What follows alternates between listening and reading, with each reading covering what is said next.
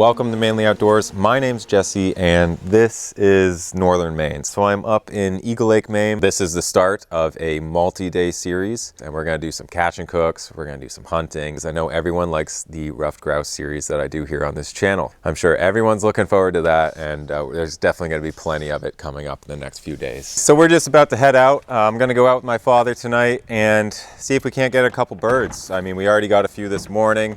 I'm thinking our chances are pretty good. There are just so many birds in the woods right now. I'll have him introduce you to why exactly there's so many birds out here right now. And yeah, so we're gonna head out. It's about 2 o'clock now. I think we got about, I don't know, 4 hours of light left. So plenty of time to see some birds and you know, there's no shortage of them. This spring we had very warm weather and very little rain. In fact, this summer is the driest on record at this point of the last 25 years. So we are in a drought condition, but that brings a survival rate. So when we see flocks of birds at this time of year, we're seeing maybe 10 or 12 birds in one bunch instead of 5, 6, or 7 birds in one bunch.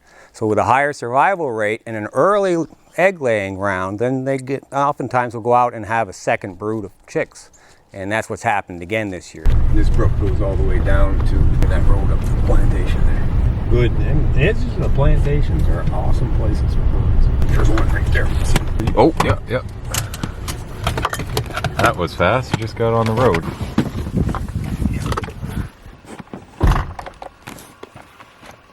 Oh, he flew. You might get him. Yeah, he couldn't have gone too far.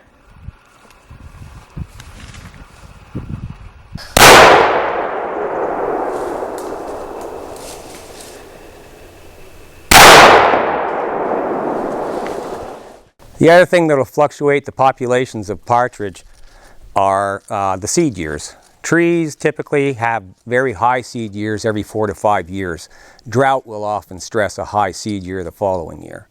High seed years are high amounts of food for partridge. They'll grow larger, you'll have thicker breast birds, and their survival rate is up, and they'll survive the winters far better, so then you have a larger population to lay eggs in the spring. And there are select species, and that's the reason for that. They're controlled mostly by their environment, not by the hunting pressure. We were not very prepared for that. We literally just got on the road and we were looking for the shells and ended up seeing the bird, and Dad jumps out with the 2 shells he got and ended up walking into a flock of, what, 10 birds? Yeah, that's a bunch. Yeah, two shells. You walked out there with 2 shells. Got my pockets full. I'll get it. Yeah, I would suggest more than 2 shells this time. How many you got now? 3? No, I brought 6. Always pick up your empties.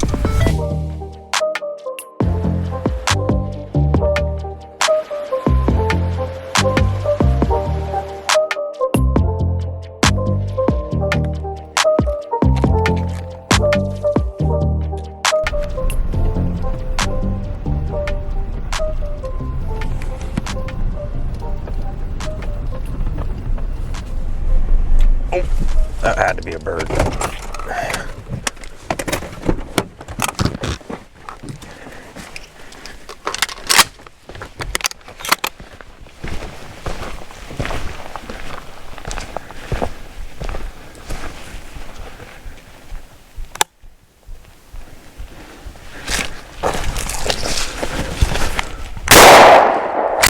You see that shot? Now that was, I'm pretty happy with myself for that shot. That was good. To go from facing the other side of the road and do a 180 and still get it. A little bit of luck involved in that shot, but still I'm super happy with it.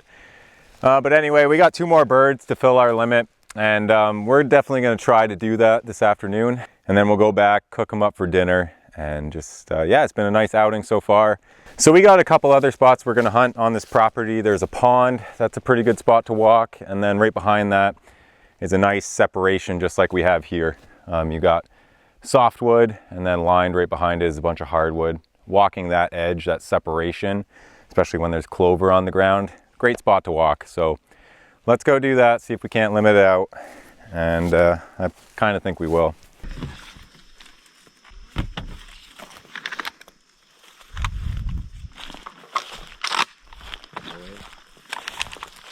You did?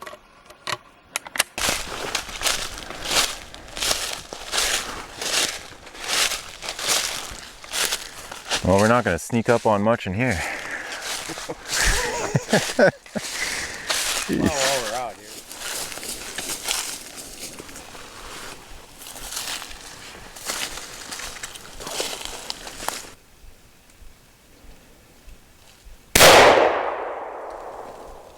I don't think I caught the flight. What'd you do, jump him? Yeah, he was in the road and he hopped up. I saw him hop. He took a couple flaps. He didn't go very far. So I lost meat, took him right in the head. If they didn't destroy it in harvest. Yeah.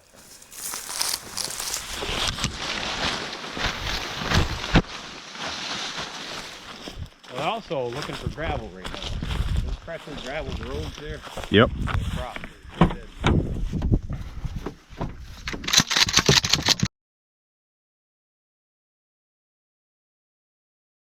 Go get the permit. Yeah. And I have a loaded gun. Wait.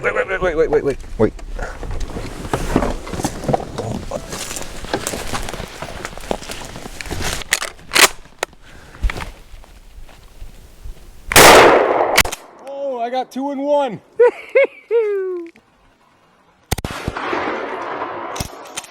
Oh, got 1. I got 2. One shot. That's something. I've only done that twice in my life. I guess I filled my limit there in 1 shot. Who says a 20 gauge can't get the job done, right? I love 20 gauges for hunting grouse. I think it's a perfect load for them. You don't really need a 12 gauge. It helps when you're busting through brush, but for the most part, you know, I've had no issue. And the best part is it leaves the meat untouched. So I got my limit. So now we're going to fill out Dad's.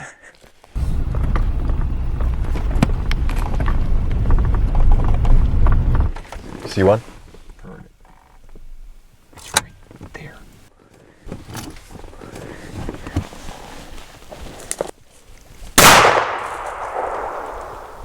Dad ended up limiting out here. We pulled up on a flock of like 8 birds. That was way more fun than I expected. It took us, let's go cook up some. That was only 2 hours, 3 hours, Dad.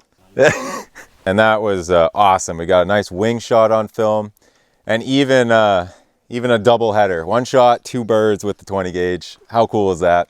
And icing on the cake is when you get to hunt on your own ground that we've managed for the last 30 years. Everything that we do on this property, we do with wildlife as our first consideration because we love to hunt.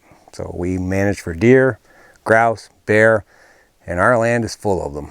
I'm glad I got to bring you guys along. Now we're gonna head back, cook up these birds into a nice meal. So I'll take you guys with me and we'll see what we make tonight. Well, how about that? That was a good hunt right there. One for the books. Can't go wrong. Huh? Who knew a little afternoon hunt was gonna be that good?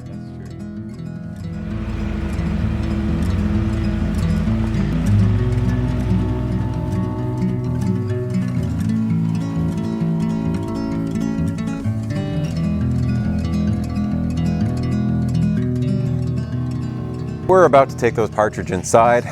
First off, we gotta clean them out, take the breasts out, and then any other piece like legs and stuff like that. Those are good too, so don't forget those. Take those inside, and I think I'm gonna make kind of a comfort food meal. You know, some gravy, mashed potatoes, corn, and of course the partridge. It's a dish that, as a kid, it was my absolute favorite. I always looked forward to the first partridge hunt of the year so we could have this exact meal right here. It's so simple, but for me, it just, it brings back a lot of memories of my mom making this, and one of my favorites. It's a delicious meal, super simple to make, and yeah, something anyone can make at home. Just